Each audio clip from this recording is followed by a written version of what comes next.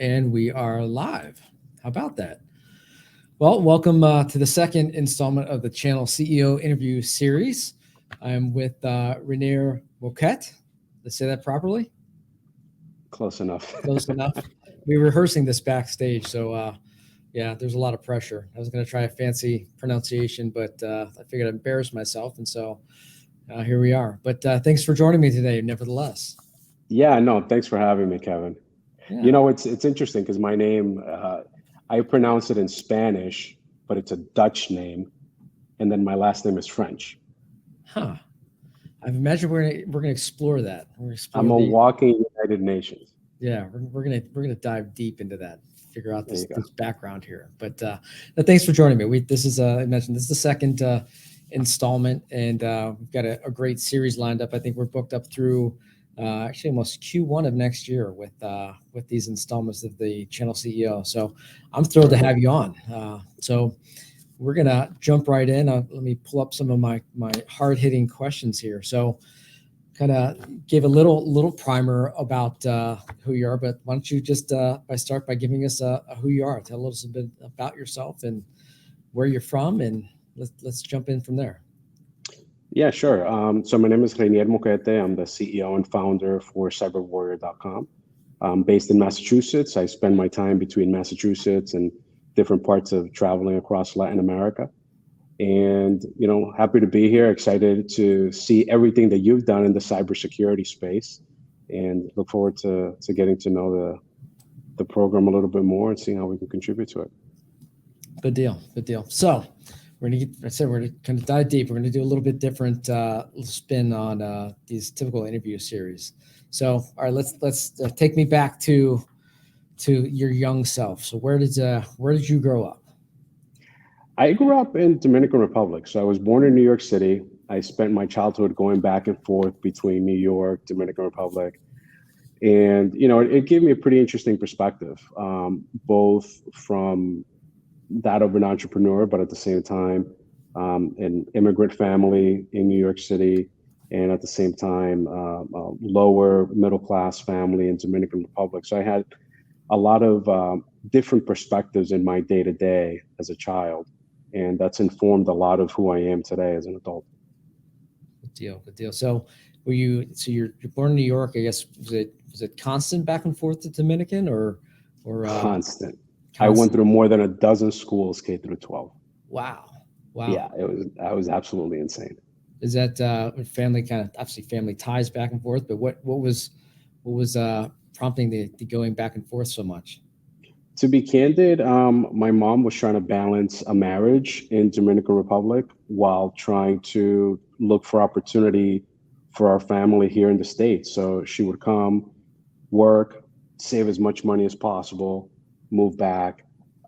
Sometimes I would go with her and be here in in the U.S. for a year, then go back. So it was just this immigrant story of someone who's trying to create opportunity for her family, and that was really the crux of it.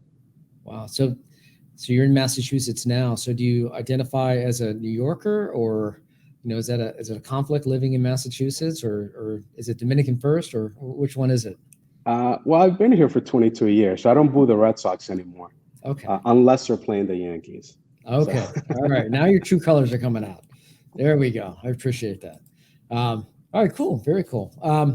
So back and forth. I guess take me through, I guess early high school days. What were you like in high school?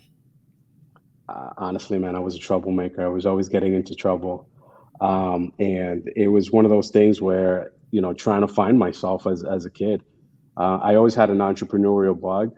And so even since my early years in elementary school, I was always looking for different business opportunities, different things to do.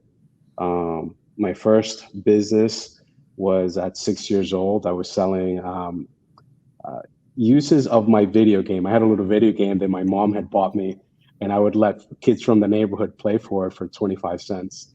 I had a paper route at 11. Actually, before that, at 9 years old, I used to buy leather in the market and I used to make these little bracelets and sell them in school. So, and then as a teen, I was essentially just trying to find my place in the world after all that movement, after all that moving around. And at 20 years old, I found myself in Massachusetts after again, and a lot of instability. But I've been here now for 23 years, so it's been an interesting ride. Oh, very cool. So you got the bug early on. I love the hustle early on, especially with the video games and charging friends a quarter for to play a video game. Well, my That's close some, friends got it for free, so okay. perhaps the business wasn't that sustainable. But the kids from the street next door, they had to pay. You get the friends and family discount going on. All There right, you go. that's respectable. But no, so that's really interesting. Like early on, kind of had the I don't know the called foresight, or just kind of had the entrepreneurial bug or gene, or the hustle gene, or something along those lines. That's really interesting. It's really interesting. So I get it from my mom. She was always looking for different business opportunities.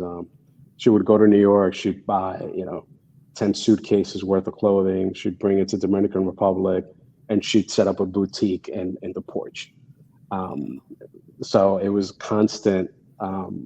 That was a constant thing growing up and seeing that, and that really created, again, that entrepreneurial bug. do you have early memories of watching her like transact, like, the sales process or negotiating or haggling or anything? Or Um, Not really. I mean, she was very entrepreneurial, but she wasn't that great in business in the sense that someone would come to her and saying, "Oh, I don't have money," and she'd just give it to them. And so that perhaps was not very sustainable. So in that sense, I didn't really get that much exposure in terms of her haggling. But what I did see was someone, both her and my dad, who worked extremely hard, and so that work ethic was something that I got early on. that's awesome. That's awesome. So fast forward to the troublemaker years, in high school. What kind of trouble did you get into? I was just always getting into fights, man. I mean, it was just I grew up in a different environment. I mean, in my high school years, I was mostly in New York, and I grew up in a very, very rough neighborhood. Lots of lots of craziness happening that you'd expect within underserved communities, and so that forced you to get pretty hard pretty quick in order for you to Mm, just kind of survive, if you will. wow. So it was a very different experience than what I had in Dominican Republic, where it was very uh, uh, call it a naive upbringing.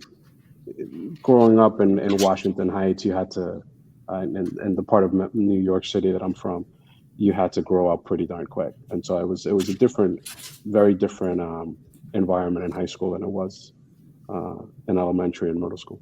Wow. Wow. It's pretty heavy stuff. So what happened after high school?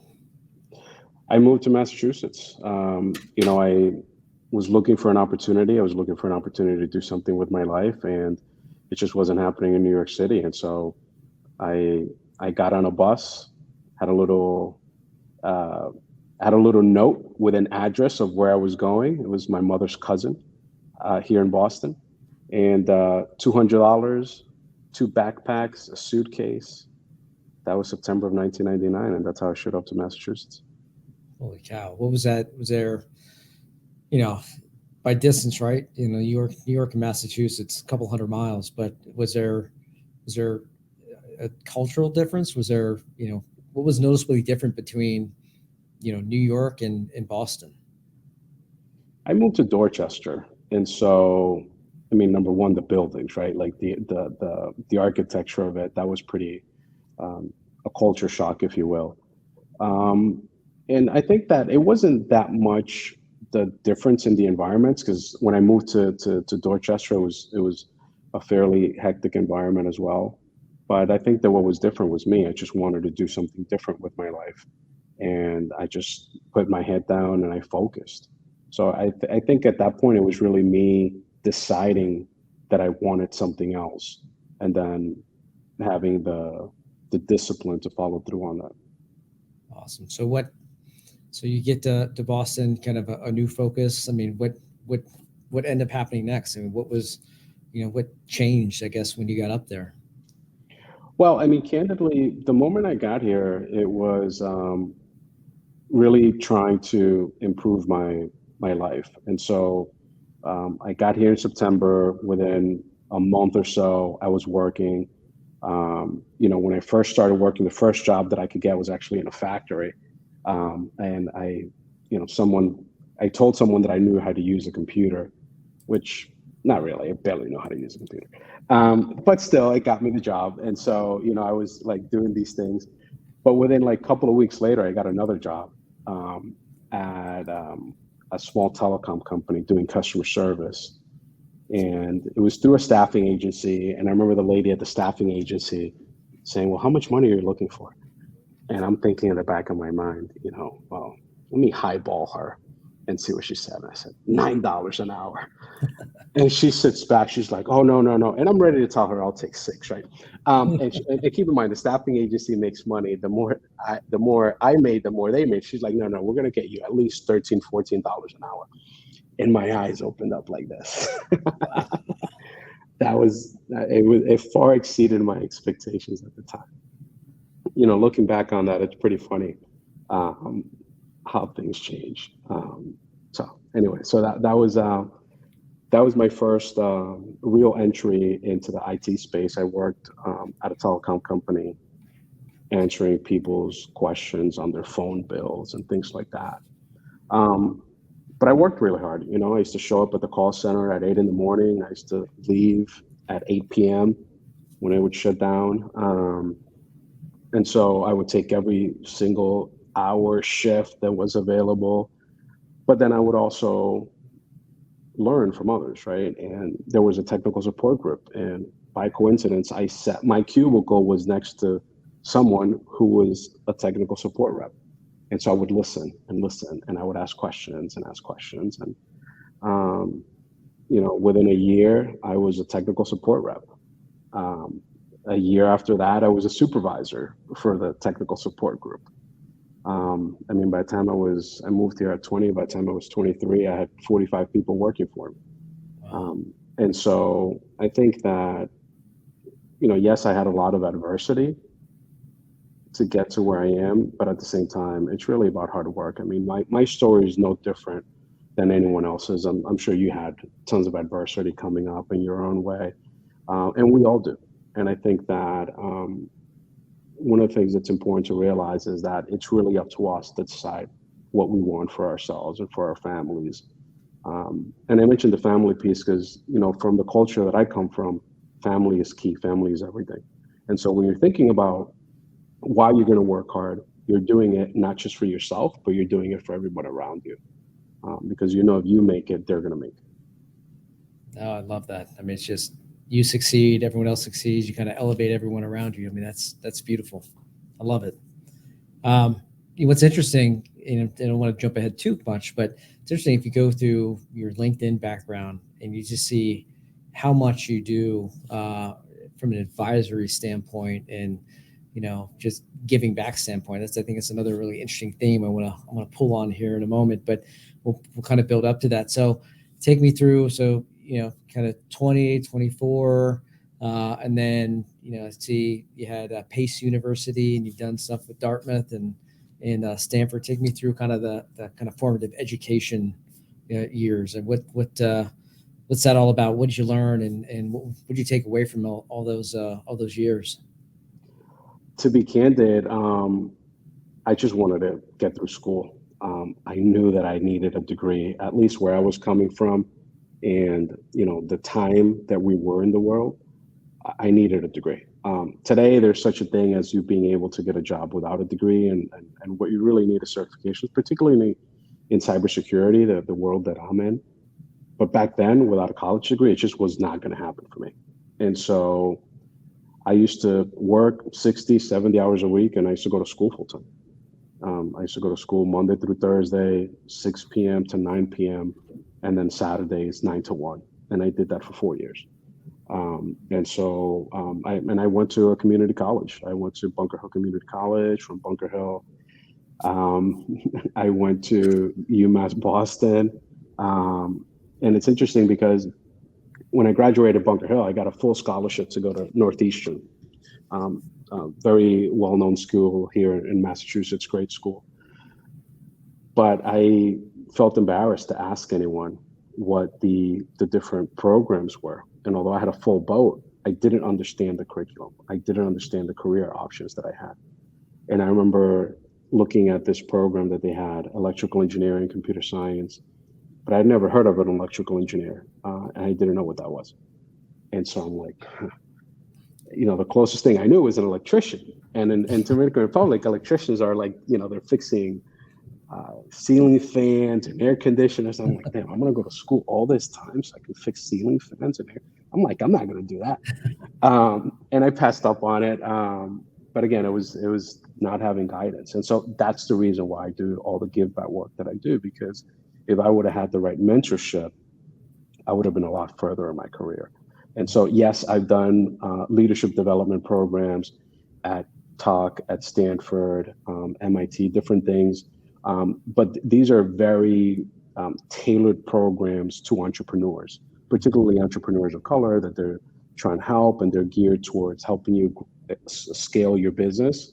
So I've had an opportunity to participate in programs at those great schools, but when I was a kid growing up, I was at community college, and it was Bunker Hill that gave me an opportunity to really um, get an education, not only because of the schedule, but also the support that I received as someone that was in such a major life transition.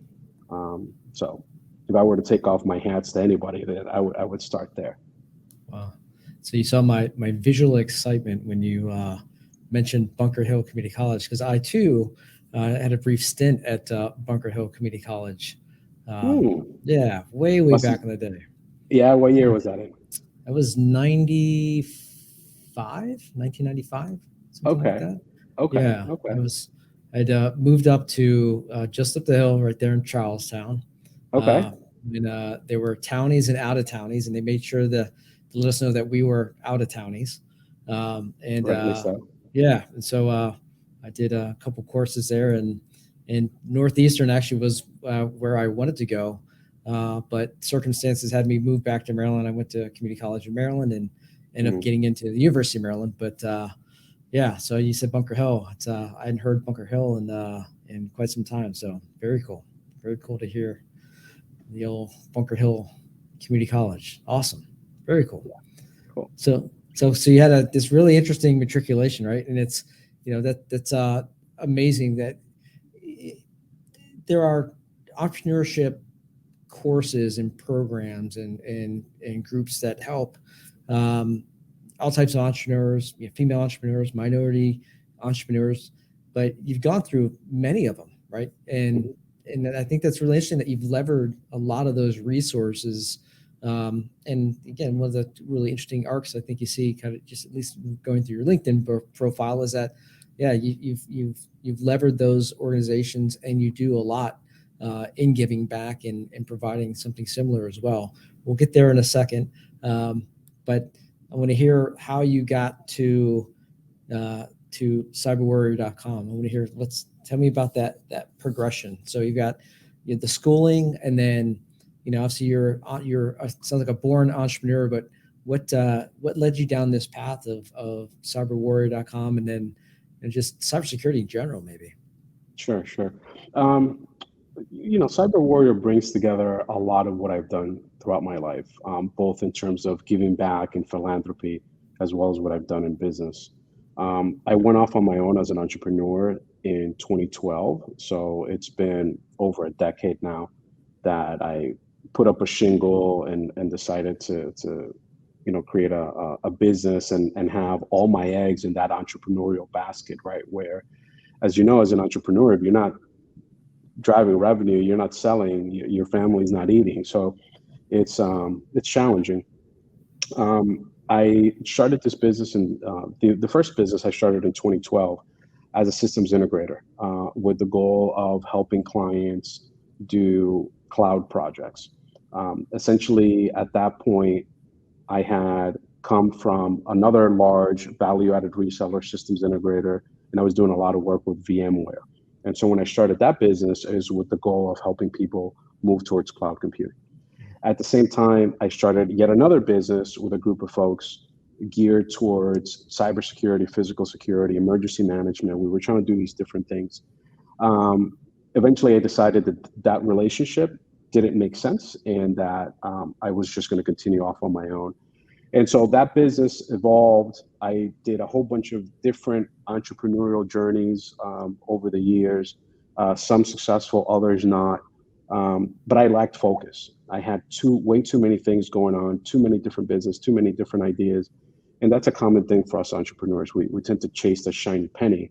Um, but it's a big detriment because you're not focused and you tend not to be successful in any of them. And so over the last few years, I've been able to focus more. The last 5, 6, 7 years, I've really been honing in on cybersecurity. And I stopped doing pretty much everything else that I had going on. I shut it down and just focused my energy on cybersecurity. Yet the pandemic really was a reset for us. I had a business that was doing consulting services. I had a lot of revenue concentration. And as things evolved with the pandemic, a lot of the major organizations, major corporations started cutting down on consultants. And so I saw my revenue dip. At the same time, with Cyber Warrior Academy, I had a really strong partnership with the University of Massachusetts. Great institution. We were really aiming to do some interesting things together with training people in cybersecurity on site, on campus. 1 week we're on site, touring dorms, getting ready for a big initiative that we were going to do together. And then 2 weeks later, the school shut down because of the pandemic. And so that totally wiped off, the business model that we had been preparing for, all the work that we had been doing operationally in order to execute on the partnership with UMass. And it really forced us to go back to the drawing board. And so we relaunched cyberwarrior.com at the beginning of 2021. And what cyberwarrior.com is today is a cybersecurity training and services delivery organization. We train people and we put them to work. In a world where there are 4 million open cybersecurity jobs, 715,000 open cybersecurity jobs in the US alone, that's what we try to solve for. We solve the cybersecurity talent shortage by training people and putting them to work, end-to-end talent development, talent delivery.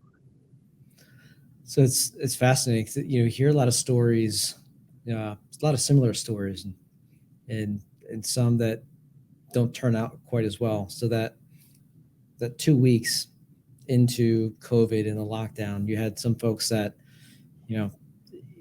picked up their bag and said, we got to pivot and we got to figure this out and we're going to do it. And, you kind of trudge through COVID and they've turned, difficult situations or circumstances into incredible businesses. And then you hear some that just, for whatever reason, they just couldn't adapt quick enough, or this business model was completely obsolete and it just made it even that much more obsolete. But you were able to pivot and create hard times into something I think sounds like pretty special. I mean, what were your thoughts, when you're going from, figuring this thing out with the university to 2 weeks later, the whole world's shutting down? What was that like for you? I was scared. I mean, I was just scared. I mean, first and foremost, the human side of it, right? I mean, the first thing that I was worried about was my family. And how do I get access to masks and all kinds of things? I was just first and foremost the health of my family. I remember I spent $1,000 buying face and safety equipment, and I still have a box full of stuff because I didn't know what was gonna go on, and Sure. Found myself at BJ's and Costco buying canned food and all kinds of stuff because all hell's broken loose. But from a business perspective, I mean, I was pretty scared because it was totally a shock to see all my revenue go away, and at the same time, the business that I was preparing for and I was super excited about, that wasn't going to happen. I mean, who's going to go into the classroom in a pandemic? I mean, all the schools shut down, right? And so it was just one of those things where I just didn't have a choice but to pivot, but to reimagine what we were doing and it was what it was because I have 3 children and they needed to eat. So what am I going to do? And so, we simply had to pull ourselves by the bootstrap and wipe off the blood and tears and say, okay, it is what it is. How we're going to move forward. So what's one thing, or maybe there's several things, but what's one thing that is interesting that's happened or evolved with the business that you never really anticipated? Even going back 2 years ago. What's anything come to mind? Well, first of all, we've built an online educational platform that I had no intention of building. We've built this platform that's available in both English and Spanish. By the end of the year, it's also going to be available in Portuguese. You could go to online.cyberwarrior.com, and it's a brand new educational platform that we had zero intention of building. Yet that is now key to our growth strategy. And so we've developed that online platform. The goal is to give people access to cybersecurity training resources in multiple languages. I'm an immigrant. I understand that there's a lot of folks, not only in the US, but across the world that need access to training and want to better their families. We want to make that to be as accessible as possible. So that's an example of something that we built as a result of the pivot that we made. Now, candidly, we've been using that platform internally for months because we have a school, right? So we built the online platform. We've been consuming it internally, but now we're releasing it to the public. And so that was a big, big shift because, again, we had no intention of doing so. But as a result of the new business model, had to adapt.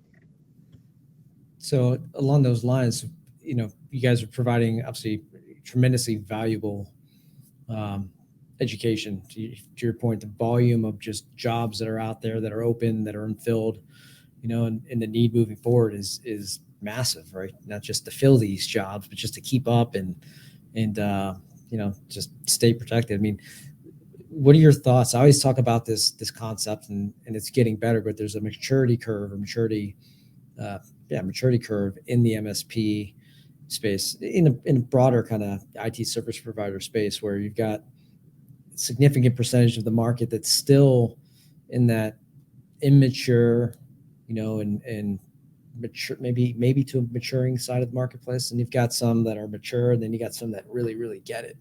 Mm-hmm. What are your thoughts, or what's your advice for MSPs that are looking to keep up or up their game? Well, first of all, let's call it what it is. They don't have a choice.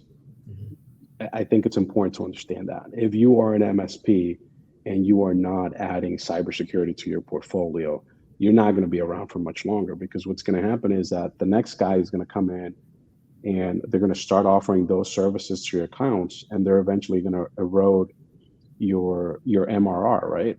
It is what it is.